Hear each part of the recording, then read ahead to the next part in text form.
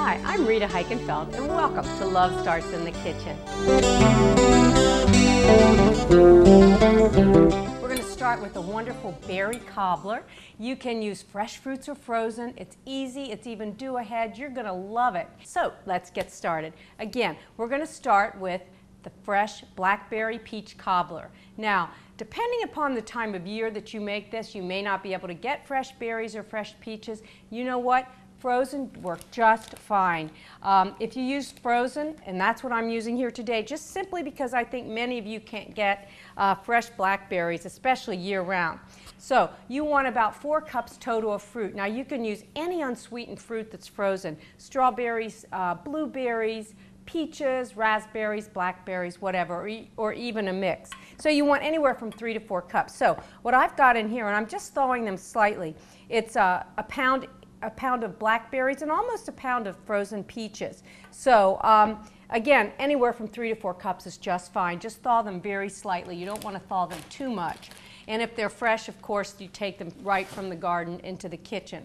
So what you're going to do, as those are just thawing slightly, is you're going to take a 9 by 13 pan and put 1 stick of butter in it.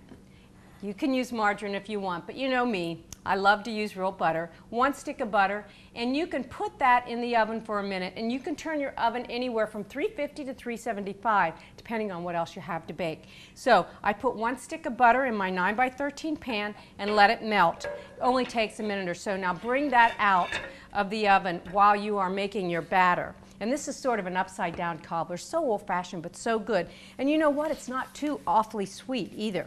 So you've got your 1 stick of butter melted, you've got your fruit ready to go, and here's the topping. You're going to take 1 cup of milk, and that can be evaporated milk, undiluted, it can be skim milk, it can be whole milk. This happens to be 2% that I'm using today. And to that, I'm going to add a cup of sugar. Now, somebody asked the other day, can you use Splenda or a sugar substitute? Sure you can. You're not going to get the browning or the leavening action, the caramelization that you might get, but if you're restricted, certainly you could do that. And the secret, 1 cup of self-rising flour. Now, self-rising flour already has salt and leavening in it, and you can buy it in your grocery store. So what you want to do is just make a thin batter, just stir it up like this, and just get the lumps out.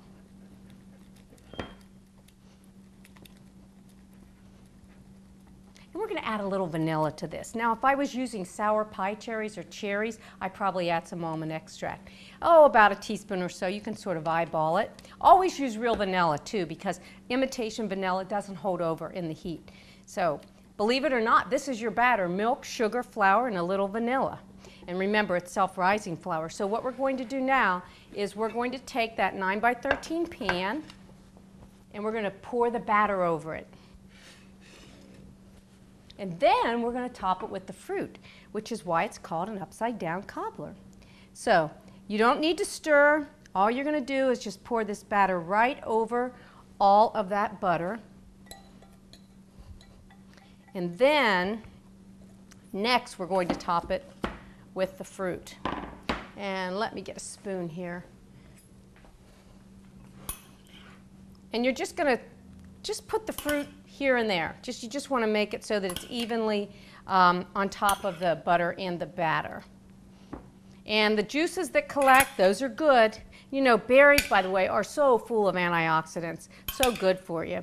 So I always say when you use real butter and real sugar, and then you use something like a healthy fruit, you cancel out some of that. But again, I always say your body knows what to do with natural ingredients, so it's okay to use real butter and such. Just don't overdo. Okay, so here we go. Now, if you only have 1 pound of fruit or 3 cups of fruit, it's just fine. 3 to 4 cups, almost 2 pounds is good. Here's what it looks like before. Now, we're going to put this in anywhere from a 350 to 375 degree oven. 30, 35 minutes, 40, 45. You'll know when it's done. The batter's going to peek through the fruit, and then it's going to be, the fruit's going to sink a little bit. It's going to be nice and brown. It's going to be beautiful. So we're going to put this in the oven. Stay tuned. It's going to be done in about 30 minutes.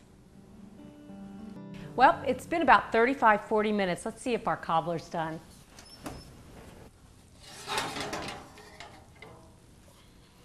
This looks beautiful. Actually, this is cobbler number 2 because we have a lot of firemen and policemen to feed today. So here's what it looks like. Now be careful when you take it out of the oven, but I just want you to see how beautiful that is. You can see all the fruit peeking through the top. And you know what, as I said, this is not too sweet. There we go. Blackberry peach cobbler. And of course, to gild the lily, let's put a little whipped cream on it.